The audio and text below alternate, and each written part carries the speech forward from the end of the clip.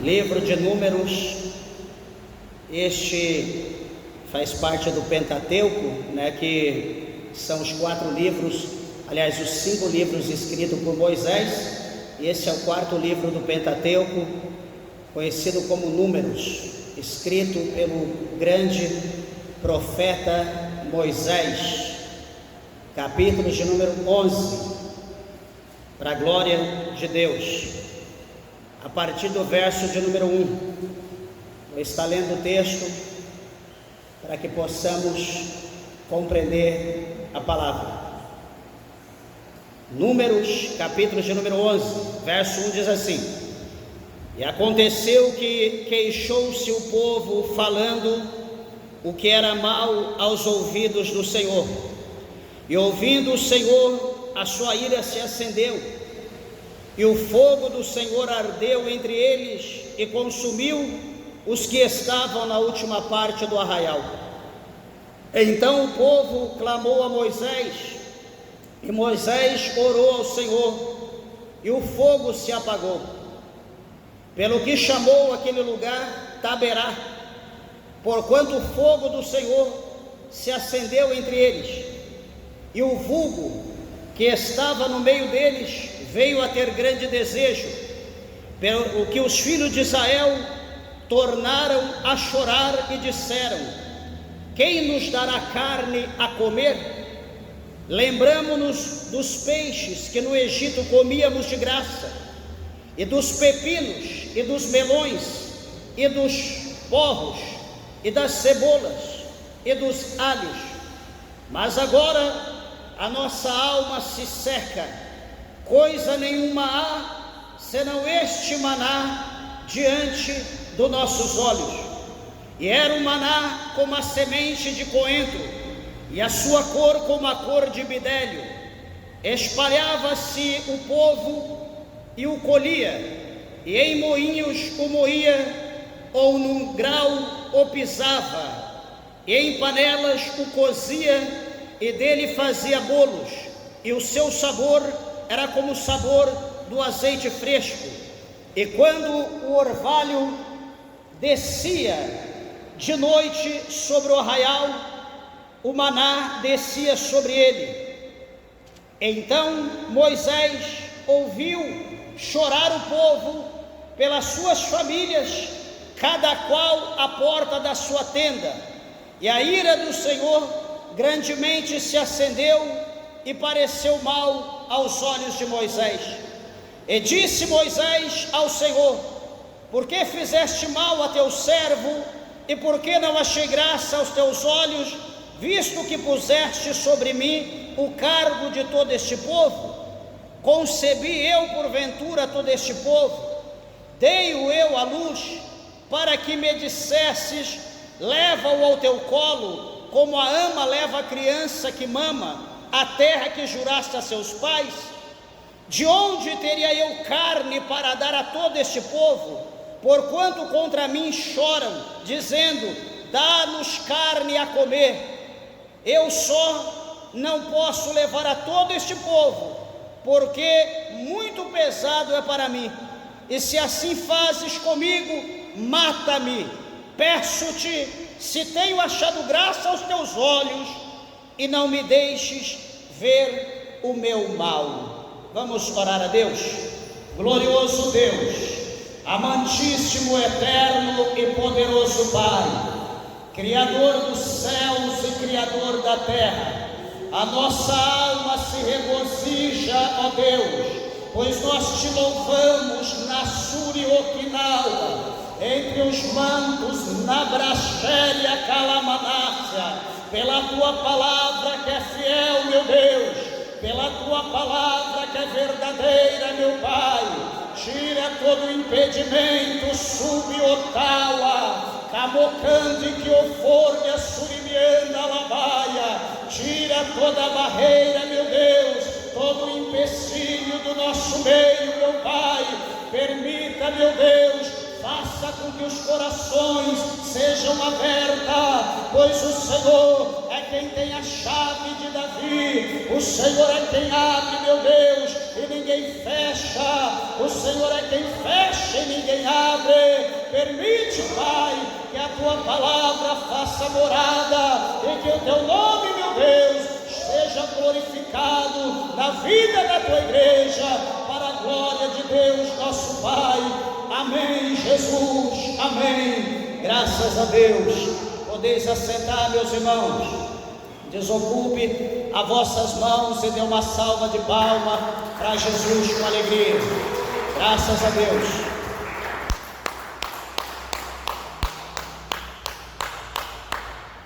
Glória a Deus. Meus irmãos, eu peço por favor a tua atenção, a tua reverência à palavra de Deus em nome de Jesus. Tenho certeza que Deus, o Senhor, Ele tem uma palavra para nós nessa noite. Meus irmãos, eu quero colocar um tema aqui neste versículo, ou nesses versículos, nesse dois primeiros textos que nós lemos do capítulo de número 11, um tema com o seguinte título: geração e regeneração.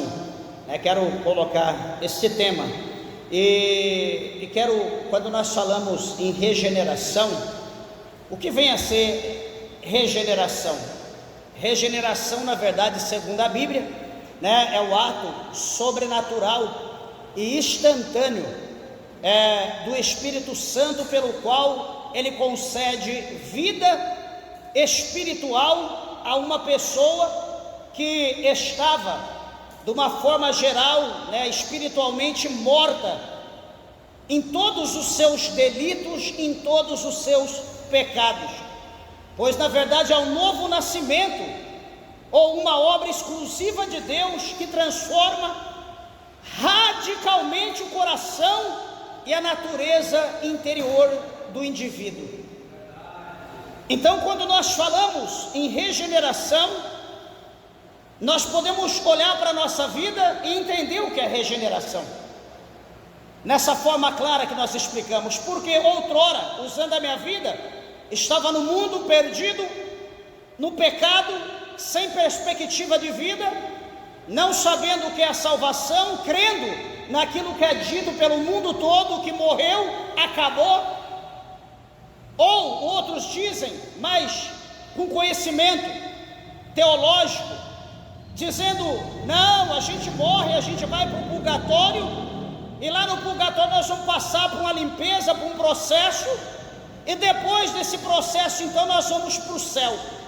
Muitos creem dessa maneira, porém nenhum dos dois fatos ou das duas explicações está correta, tem base bíblica. Não existe a ciência que prova para nós, que diz: morreu, acabou. Quem faz isso, ou quem fala isso, é o diabo. Para quê? Para que no meio dos problemas, da dificuldade da vida que nós estamos vivendo, hoje isso está acontecendo com mais frequência, o diabo toca, lança na nossa mente: não, o teu problema, a tua vida não tem solução, o melhor para você é tirar a tua vida, o melhor para você é morrer, porque isso não é vida, não tem mais jeito, não tem solução, então tira a vida e tudo isso vai acabar. E a pessoa, sem conhecimento, sem respaldo bíblico, sem orientação, a pessoa vai lá então e suicida-se, toma alguma coisa, lança-se na frente de um carro, faz uma forca e então perde a sua vida. E o que acontece? O diabo automaticamente pega aquela alma e leva aquela alma para o inferno, como um troféu. A questão do purgatório, a segunda opção, não tem base bíblica, não existe isso. A Bíblia mostra para nós que o purgatório é o centro do inferno. A pessoa morreu, se morreu com Cristo vai para a glória, se morreu sem Cristo vai para o inferno. E a Bíblia diz para nós, lá no Evangelho de Lucas, no capítulo de número 16, que quem morre, que vá para o inferno, ele não sai do inferno para ir para o céu, e nem quem está no céu sai do céu para ir para o inferno, porque há um grande abismo que separa o inferno do céu e o céu do inferno. A Bíblia diz em Hebreu que o escritor aos Hebreus escreveu para nós dizendo que ao homem está ordenado a morrer apenas uma única vez, e depois disso segue-se o juízo. Então não tem outro meio. O nosso amanhã, o nosso futuro, nós decidimos hoje. Se nós vamos querer passar a eternidade com Cristo no céu, ou se nós não quisermos Cristo, o plano B é o inferno, não tem opção. E quando nós falamos em regeneração, lembro a minha vida, no mundo perdido, sem perspectiva. Achava que morreu, acabou, vivia a vida intensamente, gozando de tudo aquilo que o mundo poderia oferecer, sem perspectiva de nada, até que um dia Jesus me chamou, até que um dia Jesus fez uma promessa, até que um dia Jesus disse: olha, eu vou lançar todos os teus pecados no mar do esquecimento, olha, eu vou te dar vestes novas, vou te calçar, vou te colocar anel no dedo, vou te dar um nome, vou te dar uma família, vou te honrar. E Deus tem mudado a minha vida, está mudando a minha vida até hoje. Aqui estão meus irmãos, também estão minhas irmãs que outrora viviam uma vida dissoluta, e Deus, o Senhor, chamou, resgatou, tirou desse mundo, regenerou, passou pelo processo da regeneração. Deus tirou todo aquele coração maligno, limpou, lavou, transformou aquele homem, aquela mulher, e hoje nós vivemos como santo, como diz a palavra de Deus, vivemos em novidade de vida. Meus irmãos, por que nós vamos falar de geração e regeneração? Porque aqui nós estamos vendo uma situação muito complexa, a qual um povo estava vivendo na terra do Egito, e pelo processo que eles passaram na terra do Egito, não um processo bom, porque eu sempre lembro os irmãos, segundo a palavra de Deus, o homem, guarda isso no teu coração hoje, se você nunca ouviu, e hoje você vai ouvir, veja bem que é mais propenso, é mais indicado, é mais positivo, é mais certo, o homem, quando eu digo homem eu estou dizendo gênero masculino e feminino, é mais propenso o homem cair, errar, falhar, pecar, no momento que ele está em exaltação, no momento que ele está na prosperidade, no momento que ele está na fartura, na bonança.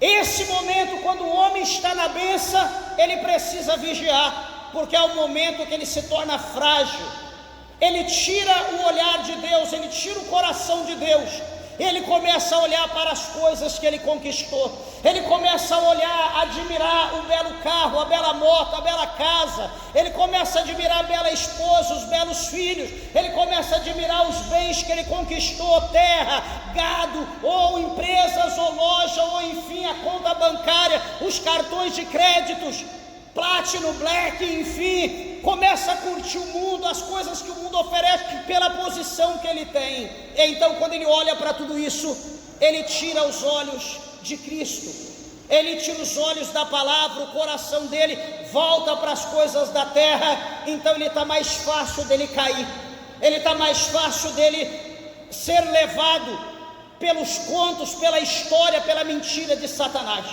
Agora veja bem, em contrapartida, quando o crente ele está na prova, quando ele está na dificuldade no processo, você não verá o crente procurando o que não perdeu, você não verá o crente por aí batendo cabeça, como o mundo diz. Você constantemente, frequentemente, você verá o crente prostrado de joelho, orando, clamando, chorando, buscando a Deus, se humilhando, na madrugada, pela noite, pela manhã, pela tarde, nos cultos. Ele vai estar frequentemente se humilhando na presença de Deus, porque ele quer ver um sinal, ele quer ver vitória, ele quer ver novidades, ele quer ver alguma coisa da parte de Deus, ele quer uma mudança de cativeiro. Será que nós podemos entender? E você pode olhar para a tua vida hoje, em qual dessas duas situações você se encontra. Se você está na bênção, pouca frequência você terá para com as coisas de Deus. Mas se você estiver na prova, você vai ligar para um, ligar para outro, vai para uma igreja, vai para outra, corre atrás do irmão, da irmã, pede ligação, porque você quer ver a solução do seu problema. Então o crente, geralmente, alguém pode dizer no mundo, não, crente só está na prova, crente só anda na luta. Não, crente não anda na luta, crente não anda só na prova, crente é o povo mais abençoado da face da terra. Só que, veja meus irmãos, nós somos sanguíneos, Nós somos carnais, nós estamos propensos a errar a qualquer momento, como qualquer pessoa. Nós não estamos aqui apenas em espírito, estamos aqui na tricotomia em espírito, alma e corpo. Somos tricotômicos. E o que ocorre? Sendo assim, nós podemos vacilar, cair como qualquer pessoa da terra. Então o que acontece? Sabe aquela pessoa que tem um passarinho lá em casa, que tem aquele papagaio, aquele louro? Você vai na casa da pessoa, o louro está lá sem corrente, está lá no pauzinho, e você diz: ué, mas o louro não voa? Não. Por quê? Porque ele está com a asa cortada. Sempre que ele vai voar, que a asa está crescendo, a gente vai lá e mete a tesoura. Assim faz Deus com nós. Nós não precisamos ficar amarrados, nós não precisamos ficar presos. Crente não tem corrente, crente não tem algemas. Por isso que as pessoas dizem: ser crente para ser preso. Quem diz que o crente é preso? Crente é preso no quê? O crente, ele não depende de álcool, de bebida. O crente não depende de pintura, de vaidade, de sensualidade. O crente não depende de cigarro, não depende de jogo, de adultério, de prostituição. O crente não precisa de televisão para entretenimento. O crente não precisa estar na roda dos escarnecedores. Agora, as pessoas do mundo não conseguem viver sem televisão. As pessoas do mundo, aquele que é viciado não consegue ficar sem bebida. A mulher não consegue ficar sem ir ao cabeleireiro, não consegue viver sem pintura, sem maquiagem. Agora eu pergunto: qual é a corrente que prende o crente? O crente está preso em quê? O que o crente não consegue viver sem? Ele precisa. A única coisa que o crente precisa e que não pode viver sem é de Jesus Cristo. Fora isso, não existe nada nesse mundo que prende o crente. Nós somos libertos, somos como o pássaro com a asa cortada, nós não podemos voar. Aqueles que não cortam a asa, coloca a algema, coloca a corrente. Então nós somos livres para a glória de Deus. Nós somos livres. Deus, ele concede a nós a medida necessária para cada dia que nós precisamos, e com isso está bom demais. Sabe por quê? Porque nós não vamos levar nada dessa terra para o céu. Nada nós vamos levar. A Bíblia diz que nós viemos nu e nu nós voltaremos. Nada nós vamos levar dessa terra. Então para que muito? Para que arrumar tanta coisa para a gente não conseguir dormir preocupado? Mas enfim, atentai-vos a essa palavra. A Bíblia vai mostrar para nós aqui o cenário da crise a qual o povo de Israel estava vivendo aqui nesse capítulo de número 11. E veja, meus irmãos, que onde a murmuração nasceu? Porque a crise que esse povo vive aqui, eu estava vivendo nesse capítulo 11, a primeira crise chama-se murmuração. E a pessoa que murmura, o crente que murmura, ele não é bem visto aos olhos de Deus. A mulher que murmura na sua casa, ela não é bem vista aos olhos do esposo. O esposo murmurento, ele não é bem visto aos olhos da esposa. O crente, o obreiro, o ministro que é murmurento, ele não é bem visto aos olhos da igreja, e nem tampouco aos olhos de Deus. Então nós precisamos entender isso. Veja, meus irmãos, que para a gente entender esse texto com profundidade, nós vamos ver aqui primeiro o cenário a qual o povo estava vivendo, o cenário geográfico, ou seja, a situação, o local aonde estava acontecendo essa situação. Para nós é fácil, a situação nossa, talvez o nosso problema de questionamento, ou conhecido como murmuração, pode ter acontecido dentro da nossa casa, de repente por uma situação que não tem, por algo que perdeu, por algo que foi tirado. De repente a murmuração está lá no emprego, porque alguém teve uma promoção, recebeu um aumento, a gente teve a promessa, não recebeu promoção e nem aumento, então a gente começa a murmurar. De repente dentro da igreja alguém teve um cargo, eu pensei que eu também ia ter, não tive, então vou começar a murmurar porque ele teve, eu não tive. e assim vai indo. Porque que alguém teve a oportunidade para louvar, eu também queria louvar, eu não tive, então começa o processo de murmuração. Então o processo geográfico nosso aqui, o cenário geográfico é fácil. Nós temos aqui 3 bases: a casa, o trabalho ou a igreja. Vamos ver o povo de Israel, aonde estava acontecendo. O capítulo 11 mostra para nós que o cenário era o deserto do Sinai. Olha o local, deserto. Não era casa, não era empresa e também não era igreja. Deserto. Meus irmãos, se na nossa casa, se no nosso trabalho, se na igreja surgem situações para nós murmurarmos, agora abre aí ou fecha os seus olhos e veja aí uma linha imaginária, uma cena imaginária. Imagina você no deserto do Sinai. Imagina aquela tempestade de vento terrível.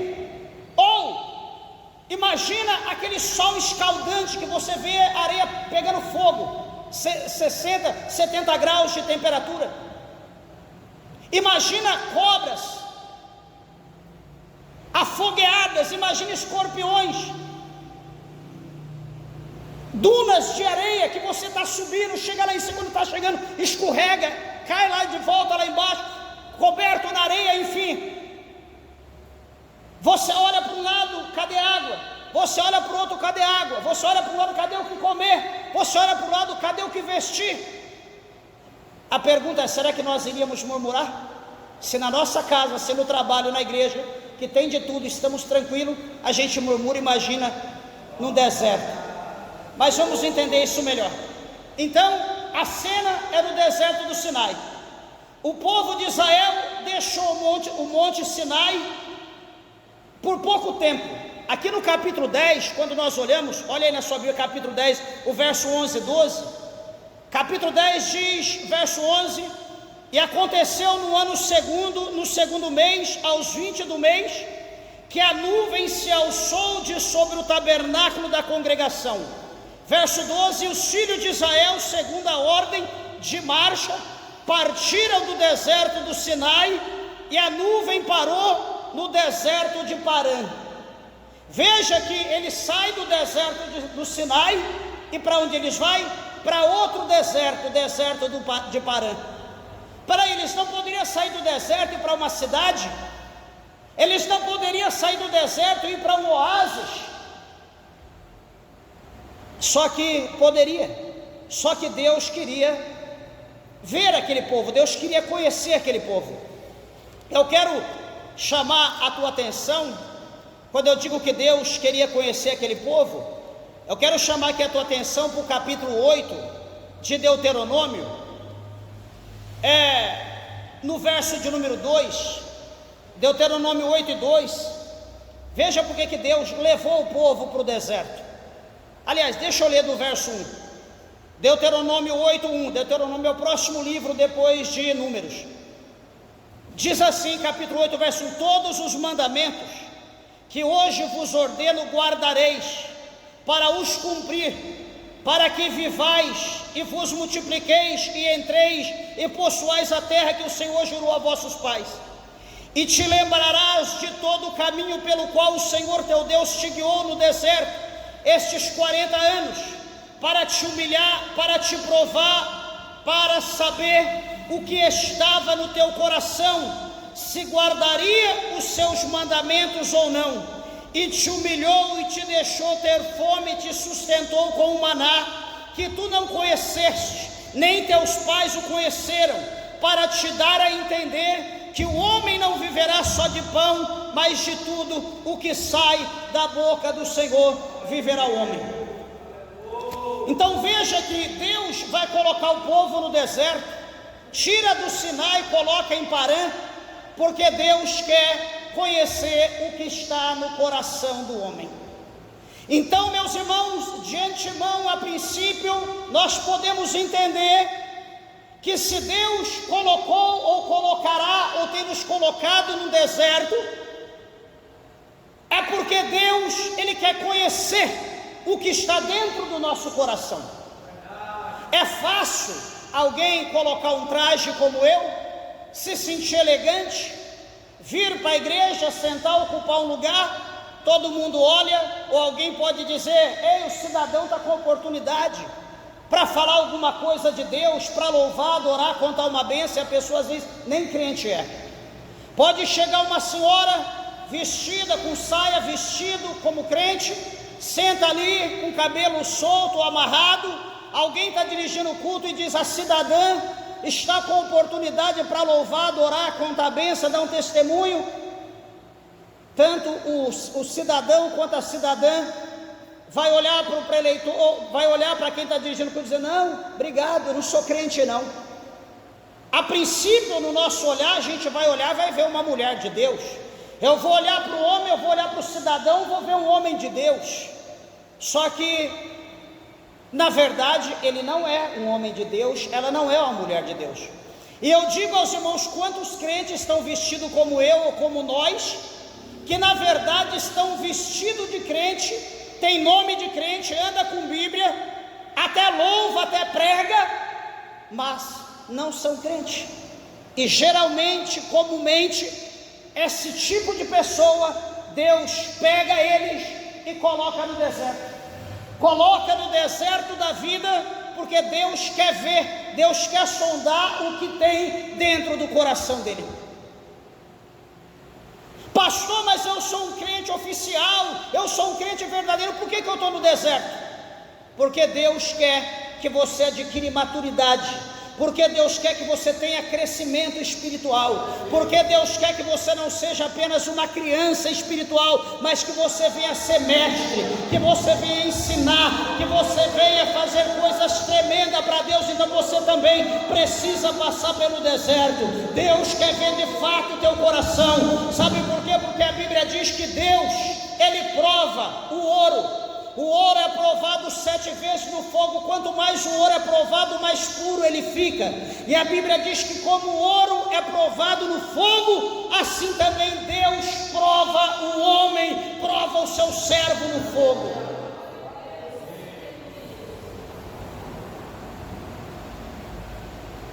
Meus irmãos, este lugar, há pouco tempo, foi um lugar onde o povo, eles receberam de Deus a Torá. O que é a Torá, meus irmãos? A Torá significa a lei. A Torá é o Pentateuco, né? Quando você ouve o nome Torá, você vai entender que chama-se Pentateuco, né? Torá é a mesma coisa que Pentateuco, ou seja, é o livro da lei do povo judeu. Inclusive eu tenho a Torá em casa, né? Original, ganhei de um judeu, um amigo meu. A Torá tem os 5 primeiros livros apenas, e começa a leitura dela aqui do fim para o início, e está tudo em hebraico, e tem essa, inclusive, tem a tradução em português. São os 5 primeiros livros da Bíblia, chama-se Torá. Então a Torá, a lei, foi dada por Deus, né, no Monte Sinai, ao povo de Israel, por intermédio de Moisés. Veja bem uma coisa, um mistério, talvez você nunca pensou nisso, nunca imaginou, mas o povo de Deus é o único povo na face da terra que recebeu algo divino, algo do céu, escrito pelo dedo de Deus, não pelo homem, mas escrito pelo próprio Deus para o seu povo. Nós somos o único povo na face da terra que temos essa lei, o mandamento de Deus, para que nós possamos observar, andar nele e viver, ser próspero nessa terra. Então nós não podemos ignorar a palavra de Deus. Se nós quisermos ser abençoados, se nós quisermos viver muitos dias na face da terra, se nós quisermos ter filhos saudáveis, tenros, belos, viver dias longos na vida, nós precisamos guardar a palavra de Deus. A Torá, conhecido como lei, na verdade é a própria constituição do povo judeu ou da nação de Israel. Eles estão em marcha em direção à terra prometida. Eles saem do Egito e estão marchando para a terra prometida. Onde é a terra prometida? Canaã. A terra de Canaã. Eles saem, veja bem, olha a colocação, eles saem do Egito e está indo para Canaã. O Egito simboliza o mundo, a Canaã simboliza o céu. Então eles saíram do Egito, estão indo para o céu, para Canaã. Agora, traduzindo isso, eu e você, nós também fomos tirados do Egito, tirados do mundo, e o Senhor nos coloca no deserto da vida, aonde nós estamos prosseguindo um passo após outro, caminhando para Canaã, não a Canaã terrestre, mas a Canaã celestial. Nós também estamos caminhando, prosseguindo passo por passo. Detalhe, meus irmãos, eles estão a caminho da terra prometida. O Senhor prometeu que a terra manaria leite e mel, a terra de repouso, a terra preparada para o povo de Deus. Há também, segundo Apocalipse, há uma terra de diamantes, de pedra preciosa, de ouro. Há uma terra onde não vai existir sol, há uma terra onde não existe lua, onde não existe estrelas, há uma terra onde não existe luz elétrica, nem luz artificial, enfim. Há uma terra onde a Bíblia diz que o próprio Cordeiro, ele vai iluminar a cidade. O próprio Cristo, ele será aquele que vai clarear a cidade. Ele, a própria luz, a própria glória dele, vai iluminar aquela cidade.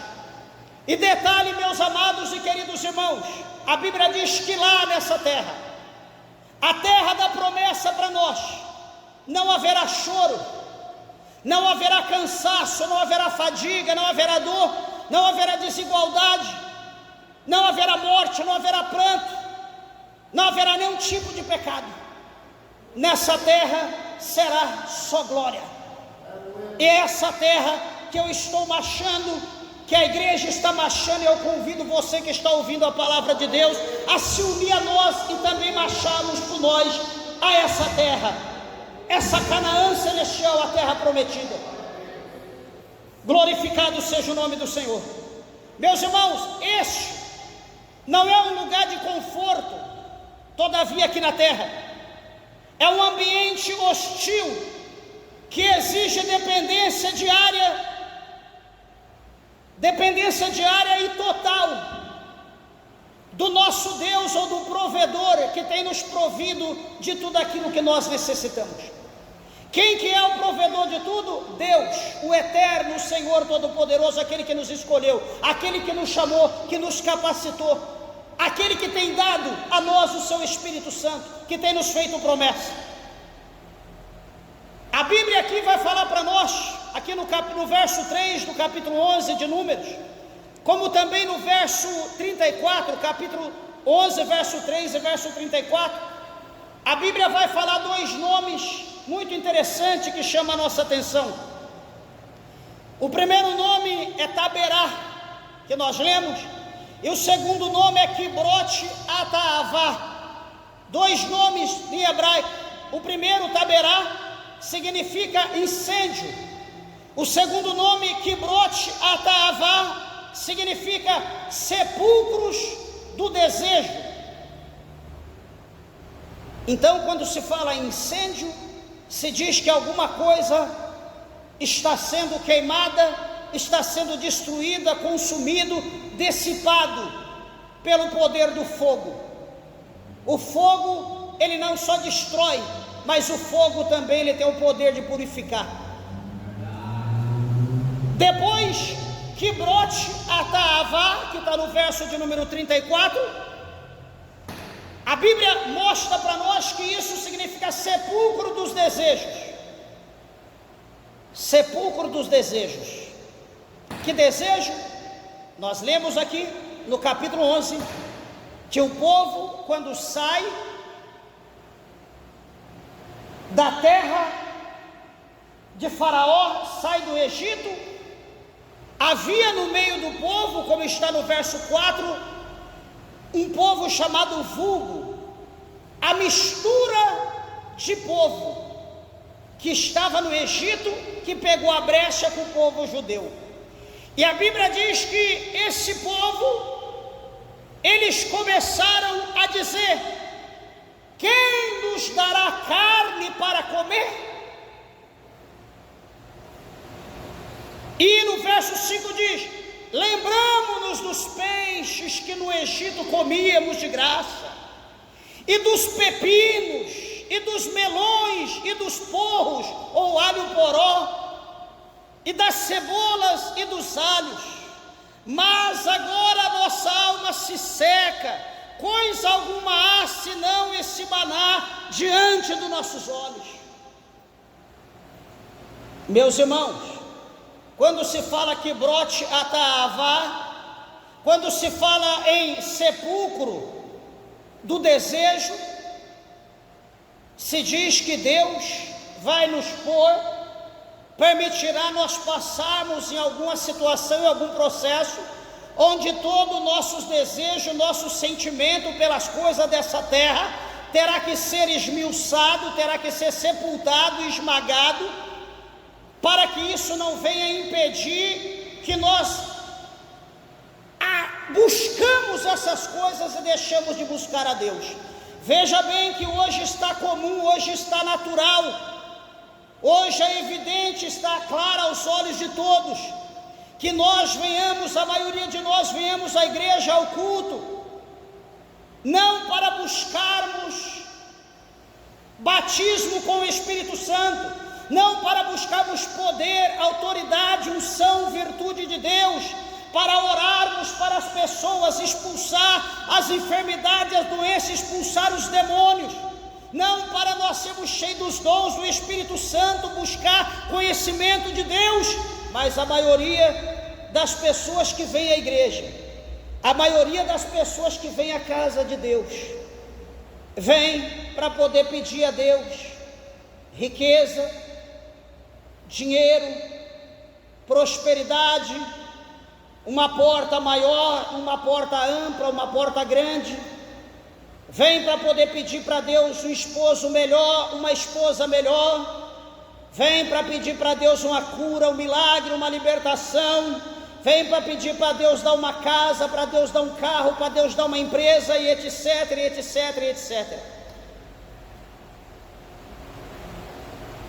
Então toda essa necessidade nossa, que não seja das coisas dos céus, toda essa necessidade que é das coisas da terra, nós precisamos passar por que brote Ataavá. Nós precisamos passar por este lugar, para que tudo aquilo que está no nosso coração venha a ser esmiuçado, venha a ser esmagado, quebrado, e venha a ser sepultado diante da presença de Deus. Pastor, alguém pode dizer: mas eu preciso, eu necessito. Ah, é? Então deixa eu te dar uma palavra de consolo, de conforto.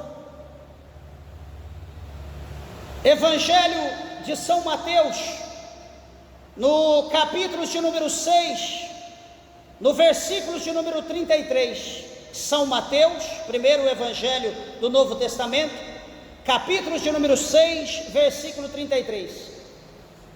O Senhor Jesus, o próprio Jesus diz, Mateus 6, 33: buscai em primeiro lugar, ou buscar primeiramente o reino de Deus e a sua justiça, e todas as demais coisas que vós necessita serão acrescentados. Jesus não está dizendo: olha, venha à minha casa e peça tudo o que vocês querem, rasga o coração, quer dinheiro, vou dar, quer carro, vou dar, quer mulher, vou dar, quer homem, vou dar, quer coisa material. Não, Jesus não está dizendo isso. Leia e confere na tua Bíblia, não caia no conto do vigário. Leia o que está escrito na Bíblia, marque aí para amanhã. Se alguém falar: eu preciso de... não, peraí, opa, vem aqui, deixa eu te dar uma palavra de conforto. O que você vai dizer para a pessoa? Olha, minha amiga, meu amigo, meu parente, minha mulher, meu esposo, ou quem quer que seja, está escrito aqui 6:33 de São Mateus: buscai em primeiro lugar o reino de Deus e a sua justiça, e todas as demais coisas vos serão acrescentadas. Pastor, mas será? Meus irmãos, será? A Bíblia diz que antes que nós abrimos a nossa boca, antes de nós proferirmos qualquer palavra, antes de a gente pensar o que vai falar, a Bíblia diz que Deus, Ele já sabe o que nós vamos pedir, o que nós vamos falar. Peraí, Deus conhece o nosso coração, Deus sabe do que nós precisamos.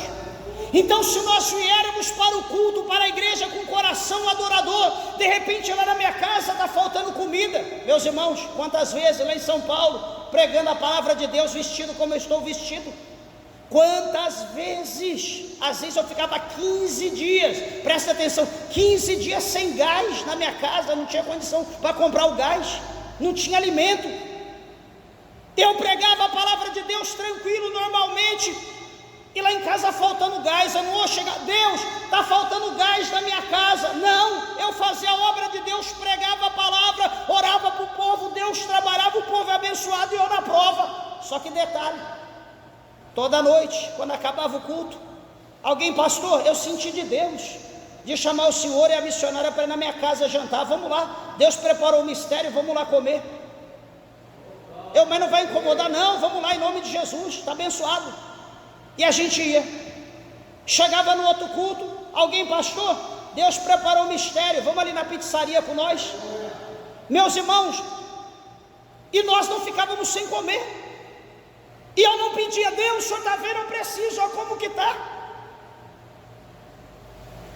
Então, Deus, Ele quer provar, como diz, não quer, Deus, Ele prova a nossa fé, Ele prova cada um de nós. Se nós formos contar o testemunho, nesses 20 e poucos anos, servindo a Deus, dirigindo igreja, em vários lugares por aí, você vai ver, meus irmãos, que ser crente não é fácil, mas também não é difícil. Tem muitas pessoas que, porque as coisas não estão acontecendo como ele quer, como ela quer, ele sai da igreja.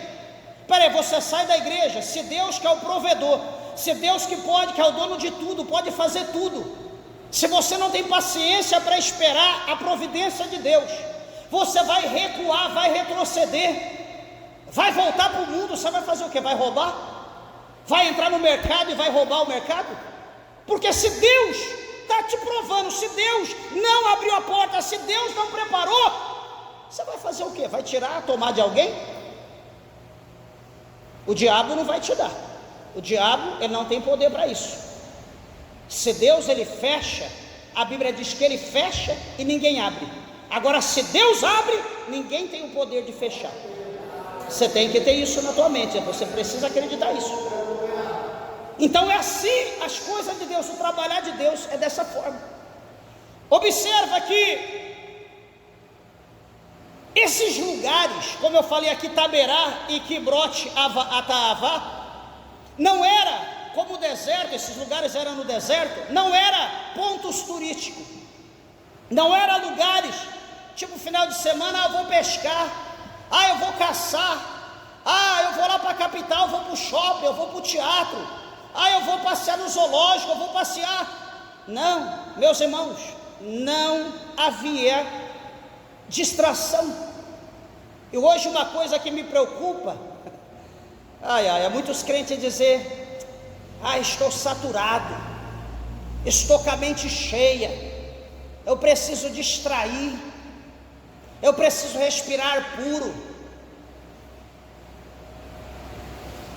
Igreja, o crente com a mente vazia, tem um ditado aí que diz que mente vazia é a oficina do diabo. Não tem negócio para crente, estou cansado, estou saturado, não aguento mais, vou dar um tempo. Meus irmãos, não existe negócio de dar tempo. Nós estamos no deserto, o chicote está estalando, o inimigo está atrás de nós. A Bíblia diz no capítulo 5, no verso 8 da primeira epístola universal do apóstolo São Pedro, a palavra de Deus diz para nós vigiar, para nós orar, porque ao nosso derredor está Satanás, rugindo como um leão, buscando a quem possa tragar. Não, estou saturado, vou pegar uma semana de férias, vou deixar uma semana sem ir para a igreja, não vou orar por enquanto, não vou mais jejuar, quer saber, vou dar um tempo de pregar, quer saber, vou entregar o cargo, porque eu estou cansado. Meus irmãos, nós estamos no deserto, O crente não tem entretenimento. O entretenimento do crente é ler Bíblia. O entretenimento de crente é louvar a Deus, é ouvir louvor. O entretenimento de crente é estar de joelho no chão orando, falando com Deus, falando com seu pai, falando com seu esposo. O entretenimento de crente é estar evangelizando, é estar pregando a palavra de Deus, ganhando alma para Jesus. A palavra de Deus fala para nós de um dos profetas menores, dizendo para nós levantarmos e andarmos, porque o nosso lugar de descanso não é aqui na terra. Está cheio de crente querendo tirar férias, está cheio de crente querendo parar, cooperador. Está cheio de crente olhando para porque minha família, meus familiares estão indo para a praia, meus familiares estão viajando, não sei para onde, eu estou aqui nessa vida monótona, estou aqui todo dia a mesma coisa, ir para a igreja, volta, vou para a igreja, volta. Mas ele está caminhando, curtindo o mundo. Se acontecer alguma coisa, ele vai para o inferno, porque ele não tem Jesus, ele não tem compromisso com Deus. Mas você é homem de Deus, é mulher de Deus, você está trabalhando para Deus, você aceitou Jesus para servir Jesus. A Bíblia diz que nós somos escravos de Cristo, e nós temos que fazer aquilo que Ele manda, aquilo que Ele ordena, aquilo que Ele ensina na sua palavra. Labassome a Candarábia, pastor, mas eu não estou aguentando. Peraí, o apóstolo São Paulo na sua primeira carta, quando ele escreve aos Coríntios, no capítulo 11, verso 1, ele diz: sede meus imitadores como eu sou de Cristo. Você pegava o apóstolo Paulo de férias, curtindo, descansando, passeando, procurando entretenimento? Não. Paulo, ele disse uma palavra muito linda, que ele não tinha a vida dele por preciosa. Ele não tinha a vida dele por preciosa, contando que ele cumprisse com amor o chamado, tudo aquilo que Deus colocou na mão dele para ele fazer. Chegou um dia que um profeta chamado Ágapo disse para ele, pegou um cinto. Paulo estava na casa do evangelista, e aquele profeta chegou ali, achou um cinto, pegou aquele cinto, amarrou no seu braço, na sua perna, e diz: assim diz o Eterno, assim diz o Senhor, farão em Jerusalém, dessa forma, com o dono desse cinto, vão amarrar ele de mãos e pés. Quando disseram dessa forma, todo mundo que estava na casa daquele evangelista começou a chorar, se humilhar, e dizendo para Paulo: Paulo, não vá a Jerusalém, olha o que Deus está usando o profeta para dizer a teu respeito. Sabe o que Paulo diz? Paulo disse para aquele povo: olha, porque vocês estão me envergonhando, chorando, gritando dessa maneira. Deixa eu dizer uma coisa para vocês, presta bem atenção. Eu irei a Jerusalém, eu vou até Jerusalém, eu estou disposto não só a ser preso, a ser açoitado, mas se for necessário até morrer pelo nome de Jesus Cristo, pelo evangelho que eu prego. Meus irmãos, isso é o exemplo que é deixado para nós. Jesus Cristo, ele de dia fazia a obra de Deus, à noite ele passava no monte orando. Nós não pegávamos Jesus de férias, curtindo, descansando. Não estou aguentando, estou sem paciência, Deus manda fogo, queima esse povo. Não. Se Jesus deu exemplo, se Paulo deu exemplo, se a Bíblia está cheia de exemplo,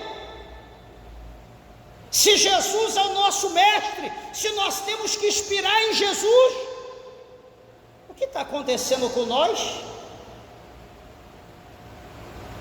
De tanto cansaço, tanta fadiga, como se orássemos noite e dia, como se pregássemos noite e dia, como se evangelizássemos noite e dia, como se não pregássemos os nossos olhos, como se estivéssemos em jejum 40 dias, 40 noites. O que está acontecendo com nós?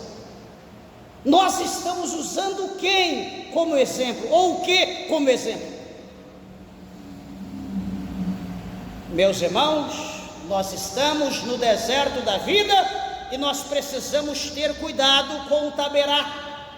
Nós precisamos ter cuidado com o que brote atavá, porque Deus pode fazer o fogo acender, não aquele fogo do Espírito Santo, não aquele fogo de gozo, de poder, não aquele fogo que vai queimar a enfermidade, não aquele fogo que vai nos purificar, não aquele fogo de glória, de unção, de poder, mas aquele fogo que queimou os 2 filhos de Arão, quando eles foram diante do altar de Deus, e eles ofereceram fogo estranho diante do altar do Senhor. Eles foram fumegados exatamente naquela mesma hora. Então nós precisamos ter cuidado, porque Deus, Ele é amor, mas a Bíblia diz também que Deus, Ele é fogo consumidor. E veja, meus irmãos, já encerrando, a palavra do Senhor mostra para nós que esse deserto, esse lugar, não era ponto turístico, tornaram-se memoriais geográficos das falhas espirituais de todo aquele povo, porque se eles não tivessem falhado, não havia mencionado os detalhes desses lugares aqui na palavra de Deus. O cenário histórico, vamos ver, falamos do cenário geográfico, vamos ver um cenário histórico. Este é um momento muito crítico quando nós falamos do cenário histórico, porque, meus irmãos, a euforia naquela época da Páscoa e da travessia do Mar Vermelho já havia passado.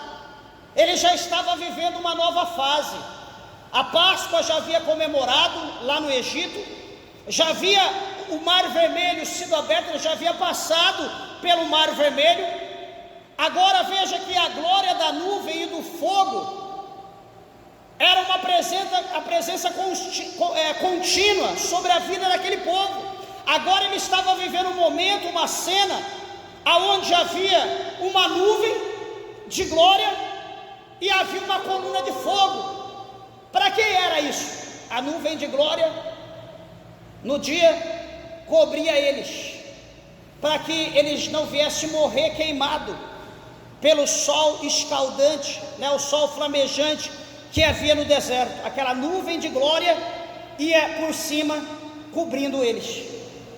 Só que quando era a noite, o frio era na mesma proporção do calor do dia, era insuportável, ia matar ele gelado.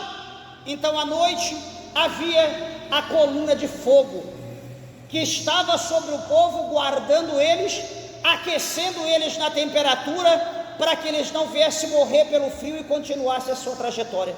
Então veja que a presença de Deus estava tanto pela noite como pelo dia, adiante sobre aquele povo na sua trajetória pelo deserto. Deixa eu traduzir isso para os irmãos. Hoje nós estamos aqui no nosso deserto da vida. Hoje não existe nuvem de glória, hoje não existe coluna de fogo, mas hoje existe o Espírito Santo de Deus, que habita na tua, habita na minha, habita na nossa vida. E a presença do Espírito Santo é a presença do próprio Deus, a própria pessoa de Deus na nossa vida, habitando hoje. Então veja que naquela época Deus não desprezou o povo no deserto, e hoje também Deus não nos despreza no deserto que nós estamos caminhando. A presença de Deus está de contínuo conosco, como esteve de contínuo com aquele povo. Veja que Deus não faz acepção de pessoa. Veja que em todo tempo Deus ele tem forma, ele tem meios para trabalhar em prol daqueles que nele esperam. Por isso eu quero dizer para você, meu irmão, nessa noite, por intermédio dessa palavra, não pare, não deixe de caminhar, se esforce um pouco mais, persevere um pouco mais, ore um pouquinho mais, jejue um pouquinho mais, cante um pouquinho mais, evangelize um pouquinho mais, faça algo mais para Deus. Sabe por quê? Porque o escritor aos Hebreus, ele escreveu dizendo que um poucochinho de tempo, o que há de vir, ele virá e não tardará. Ele mostra para nós que Jesus, o Senhor, ele está chegando, ele está às portas. Veja, meus irmãos, algo que é interessante, que o povo, eles estão na transição entre a escravidão passada e a liberdade prometida. E é precisamente nessa transição que o caráter forjado, que o caráter deles são forjados ou são quebrados. Então, o que Deus mostra? Que tirando eles de lá do Egito do mundo e trazendo para a presença de Deus, o Senhor mostra para nós que o caráter do homem, da mulher, em meio à prova, um processo na caminhada no deserto da vida, é forjado. É a partir daí então que nós aprendemos a crescer, é a partir daí então que nós tornamos homens de Deus, é a partir daí então que as irmãs se tornam mulher de Deus, é a partir daí então que se levantam os profetas, as profetisas, é a partir daí então que se levantam os pregadores, as pregadoras, é a partir daí então que se levanta os homens poderosos, os homens de autoridade, que onde coloca o pé, o demônio cai por terra, aonde ele abre a boca, o demônio corre. Então nós precisamos, meus irmãos, passar por essa transição. O nosso caráter precisa ser forjado. Louvado seja o nome do Senhor, e Deus, Ele tem os meios para trabalhar ao nosso favor. Então não murmure, então não reclame, então procure entender ou trabalhar o processo de Deus na tua vida, na tua casa, na tua família. Eu estou servindo a Deus, eu pensei que a minha vida ia ser assim. Não, servir a Deus é surpresa, servir a Deus é submissão, é entrega total, não ao mundo, mas a Deus, ao nosso Senhor. Porque antes, quando nós estávamos no Egito, quando nós estávamos no mundo, a nossa vida estava na mão de Satanás. Ele fazia o que queria conosco, usava a gente para beber, para fumar, para usar droga, para matar, para roubar. O diabo usava a nossa vida para tudo nessa terra, e nós estávamos ali felizes da vida. E por que hoje, na presença de Deus, nós não queremos deixar Deus ser Deus da nossa vida? Por que nós não queremos deixar Deus nos moldar? Por que nós não queremos Deus nos forjar? Deus nos quebrar e nos fazer vaso novo na sua mão, na sua presença? Meus irmãos, tínhamos muita coisa para falar acerca, mas as horas se foram.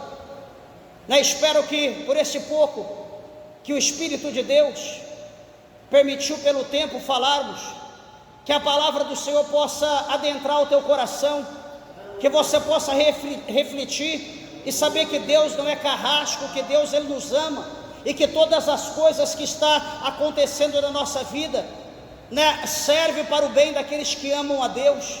Saiba você que a Bíblia diz em Salmos capítulo 30, verso 5, que o choro pode durar uma noite toda, mas a alegria vem ao amanhecer.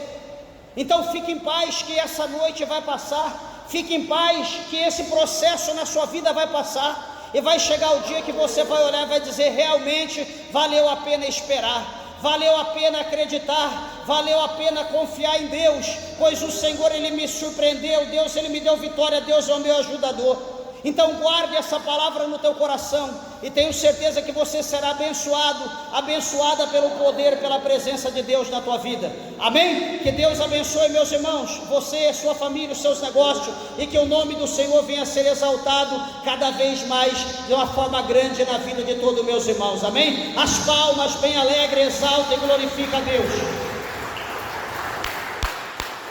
Glória a Jesus, aleluia.